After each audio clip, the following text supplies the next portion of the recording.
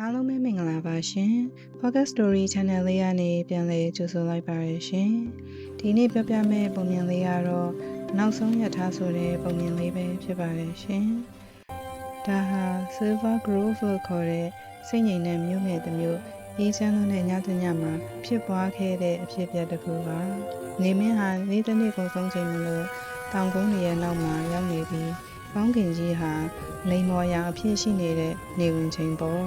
ရထားဘူရာယုံမှာတော့လီယမ်ဆိုတဲ့စေကျော်တက်ကောင်လေးဟာဂျောဘိုးအိတ်နဲ့ရထားလက်မှတ်တစ်စောင်ကိုကင်ထားရင်းရက်ဆောင်နေခဲ့တယ်။သူစောင့်မျှော်နေခဲ့တာကဒီရထားပါပဲ။သူတက်တာလုံးစောင့်ခဲ့တာပါ။လီယမ်ဟာတခြားကလေးတွေလိုမဟုတ်ခဲ့ဘူး။တခြားကလေးတွေကမြို့ကြီးတွေနဲ့ကြော်ကြားမှုတွေကိုစိတ်ကူးရင်အိမ်မက်ဖြစ်ရှိနေပေမဲ့လီယမ်ကတော့လွတ်မြောက်ဖို့ကိုပဲအိမ်မက်မှန်နေခဲ့တယ်။ဆူညံတန်တွေအိမ်မှာဖြစ်နေတဲ့အခြေအတင်ငင်းခုန်တန်တွေဘယ်သူမှမသိမမြင်ခံစားရတဲ့အဆုံးမရှိသောခံစားချက်တွေကနေလွတ်မြောက်ဖို့ပါညတိုင်းသူဟာရထားလမ်းဘေးမှာထိုင်ပြီးဝေးဝေးကရထားလေချုံတန်တွေကိုနားထောင်ပြီးရှိတယ်သူ့အဖွားကရထားဆိုတာဘယ်တော့မှဘသူ့ကိုမှမဆောင်ဘူးကွယ်လီယမ်မင်းအချိန်ရောက်လာတဲ့အခါခုံတက်ဖို့စင်တင်ဖြစ်နေရမယ်နော်လို့ပြောဖူးတယ်။အဲဒီစကားဟာဒီညသူ့စိတ်ထဲမှာပဲ့တင်ထပ်နေခဲ့တယ်။သူထွက်ခွာဖို့အစဉ်သင့်ဖြစ်နေပြီ။ရထားကသူ့ကိုဘယ်ကိုခေါ်ရမှာလဲဆိုတာသူမသိချပေမဲ့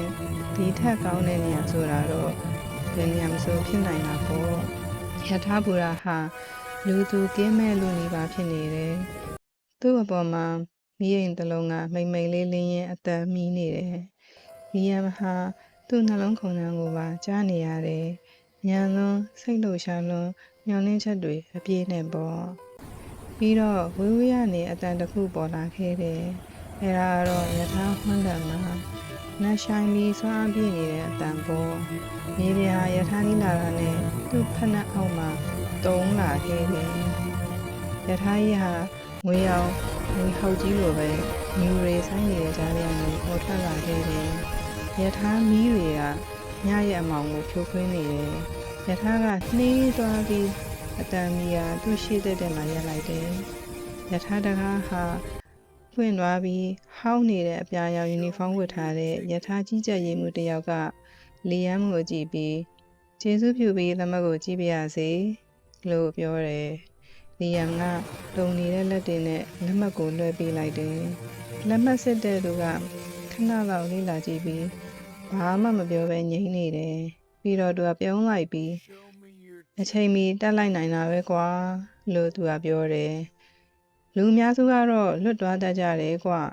။လီယမ်ကရထားပေါ်တက်လိုက်တယ်။ရထားအတွင်းမှာတော့ရွှေရောင်အလင်းတွေနဲ့မိဖြော့ဖြော့လေးလင်းနေတယ်။ဒါပေမဲ့တစ်ခုခုကထူးဆန်းနေတယ်။ခရီးသည်တွေဟာတိတ်ဆိတ်နေကြတယ်။အေးဆေးတည်ငြိမ်စွာနဲ့ပေါ့။ပြီးတော့ဘယ်လိုလဲဆိုတာရင်းနှီးတလို့ခံစားရတယ်။တောင်းမှဆွဲတာထိုးနေတဲ့အဖွားကိုတယောက်ကခေါင်းမော့ကြည့်ပြီးခေါင်းငိမ့်နေ။လီယမ်အရွယ်လောက်ရှိတဲ့ကောင်လေးတယောက်ကပတင်းပေါက်ကနေအပြင်ကိုငေးကြည့်နေတယ်။သူ့မျက်နှာဟာတစ်ခုခုကိုစဉ်းစားနေသလိုပဲ။ရထားကဆရွှေ့ပြီးတဖြည်းဖြည်းနဲ့ပိုများလာတယ်။လီယမ်ထိုင်ပြီးအပြင်ကိုငေးကြည့်နေတယ်။တစ်တော်တွေမြစ်တွေအလင်းနှန်းတွေနဲ့မြို့ပြတွေတစ်ခုပြီးတစ်ခုပေါ့။သူ့ဘေးမှာထိုင်နေတဲ့ကောင်လေးကနူးညံ့စွာနဲ့စကားဆပြောလာတယ်။ပထမဆုံးအကြိမ်လားလီယမ်ကခေါင်းငိမ့်လိုက်တယ်။ဟုတ်မယ်ထင်တယ်။ကောင်လေးကပြုံးလိုက်တယ်။ငါလည်းပထမဆုံးပဲ။ငါတက်နိုင်မယ်လို့တော့မထင်ခဲ့ဘူး။ဒီရထားလူတိုင်းအတွက်မရက်ဘူး။လီယမ်ကနှစ်ဖူးကျုံလိုက်ပြီးတော့ဘာလို့ဆိုလို့ရလဲ။ကောင်လေးကပြန်မဖြေခင်မှာပဲရထားကရုတ်တရက်ဥမြင်လိုင်ကောင်းထဲကိုဝင်သွားတယ်။အလင်းတွေမှိန်လာတယ်။နေရာအားလုံးဟာအမောင်နဲ့ပြော့ကွယ်သွားတာပေါ့။ပြီးတော့လီယမ်ဟာအတန်တွေကိုကြားလိုက်ရတယ်။သူ့မိဘတွေအော်ဟစ်နေတယ်။သူ့အဖွားကသူ့နာမည်ခေါ်နေတဲ့အတန်ကားတိုက်မှုအတန်မှန်ကွဲတန်နေအဆုံးမဲနောက်ပိတ်ပါပြီးရဲလို့အော်လိုက်တယ် ယထာကဥမင်ကနေထွက်လာတဲ့အခါအရာအားလုံးဟာငြိမ်သက်သွားပြန်တယ်သူ့ဘေးမှာထိုင်နေတဲ့ကောင်လေးလည်းပျောက်သွားပြီအဖွားကိုတယောက်ပဲကြံခဲ့တယ်သူ့ကိုနားလေသလိုဂရုဏာတက်နေတဲ့မျက်လုံးတွေနဲ့ကြည့်နေတာပေါ့သူမကနူးညံ့စွာပဲပြောလိုက်တယ်တခါတရံမှာယထာကမင်းကိုဝေးရကိုခေါ်သွားတာမဟုတ်ဘူးအိမ်ပြန်ခေါ်သွားတာပါလီယမ်ကမျက်စိတွေပြာသွားတယ်သူဟာအပြင်ကိုကြည့်လိုက်တယ်မြင်ကွင်းဟာအရင်အတိုင်းမဟုတ်တော့ဘူးသူသိထားတဲ့ကဘာလည်းမဟုတ်တော့ဘူးဟိုတောက်ပနေတယ်ဟိုအေးချမ်းနေတယ်လေကွင်းပြင်တွေအလင်းတွေနဲ့ပြည့်နှက်နေတယ်သူကခံစားမိတယ်ပေါ့ပါနေတယ်ဆိုပြီးတော့ပေါ့ခန္ဓာကိုယ်ကလည်းလေးလံနေတဲ့ပုံမရတော့ဘူးသူထပြီးတကားစီသွားတယ်ကျွန်တော်တို့ဘယ်ကိုသွားနေကြတာလဲလို့မေးလိုက်တယ်အဖွားကဖြည်းဖြည်းချင်းဆွဲတာထိုးရင်ပြုံးနေတယ်မင်းသက်သက်လုံးရအောင်သွားချင်နေခဲ့တဲ့နေရာတစ်ခုခုပါပဲယထာကထပ်ပြီးနှေးသွားတယ်ဒါကပွင့်ရင်သွားပြီးတော့ဟိုးမှာဘူတာယုံမှာရက်နေတာကသူ့အဖွားဖြစ်နေတယ်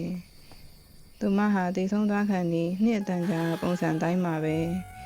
သူ့ရဲ့အဖွားကလက်နှစ်ဖက်ကိုတန်းရင်အိမ်ကနေကြိုဆိုပါတယ်ချစ်တဲ့မြေးလေးလို့တူးလေးပြောလိုက်တယ်လီယမ်ရဲ့မျက်လုံးတွေမှာမျက်ရည်တွေဝိုင်းလာတယ်သူနားလေသွားပြီကားတိုက်မှုဥမင်လိုင်းကောင်းစိတ်ငြိမ်မှုဒါဟာတာမန်ယထာတစည်းမဟုတ်ဘူးနောက်ဆုံးရထားဖို့ဘယ်တော့မှမဆောင်နဲ့ဒါပေမဲ့အမြဲတမ်းအချိန်မှန်ရောက်ရှိလာတဲ့ယထာပါယထာရဲ့တဖြည်းဖြည်းအလင်းထဲမှာကွယ်ပြောက်သွားတယ်ဒီခိုးမရှိအတန်မရှိငြိမ်ချမ်းမှုတစ်ခုတည်းသာကျန်ရင်ခဲ့တယ်ပုံမြင်လေးရတော့ဒီမှာပဲပြီးဆုံးသွားပါပြီရှင်။ဆုံးထိနားဆင်ကြည့်ရှုပေးခဲ့ကြတဲ့လူတယောက်တိုင်းကိုကျေးဇူးအထူးတင်ရှိပါတယ်ရှင်။ဒီလိုပုံမြင်လေးတွေကြိုက်တဲ့ရင်ဆက်လက်နားထောင်ဖို့ like နဲ့ subscribe လုပ်ဖို့မမေ့ပါနဲ့နော်။